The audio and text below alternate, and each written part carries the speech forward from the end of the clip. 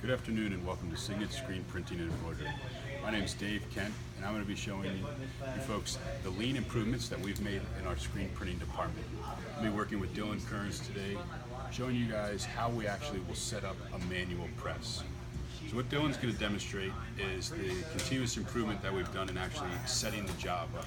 What he's going to demonstrate first is the old method that we would use to set up a job. What he's doing right now is he's having to find the center of the platen.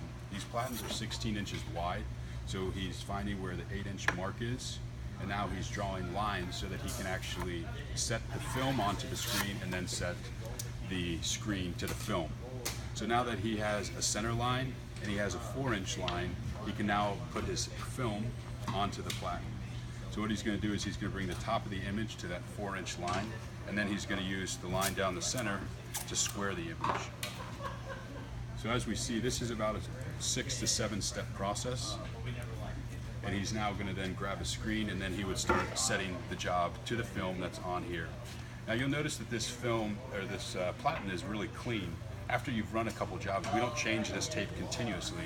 So once it starts to get dirty, you actually have to put pieces of white paper underneath it here so you can still see these top and bottom tick marks to set the screen up to. So that was the old method that we've done. Now Dillon's going to show you the next improvement that we made from here. So we cut the step of having the film out, and we created a jig that has letters on it that we would, after drawing the lines, we would set this in place, and then he would just use these letters to set the job up to. So if it was A, he would just bring the top of the image, or sorry, the top tick mark to the letter, and then he would start to set his job up from there. Now, as you can see with this, it can easily get wrinkled up. It was starting to get really dirty and things like that. The other thing is we would still have to draw the tick marks or the lines onto the platen.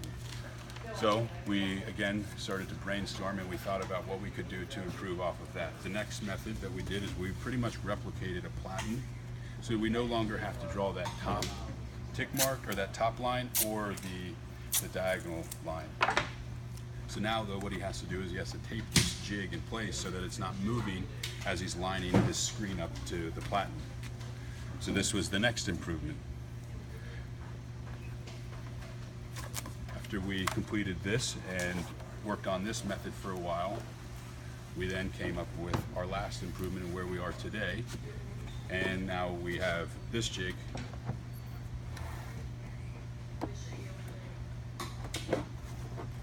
that fits perfectly over top of the platen.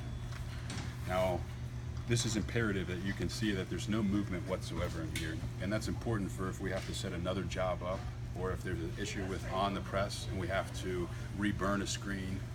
All of these previous methods using this paper and things like that, you can't, where you put this is going to vary from time to time. If you're not having it exact to the flush to the end of the platen, if it's crock-eyed or anything like this, there is no movement in this. So this is where we are today. We've expanded the lines. We have now greater amounts of area to set up to odd jobs such as like tote bags and things like that, not just your standard t-shirt.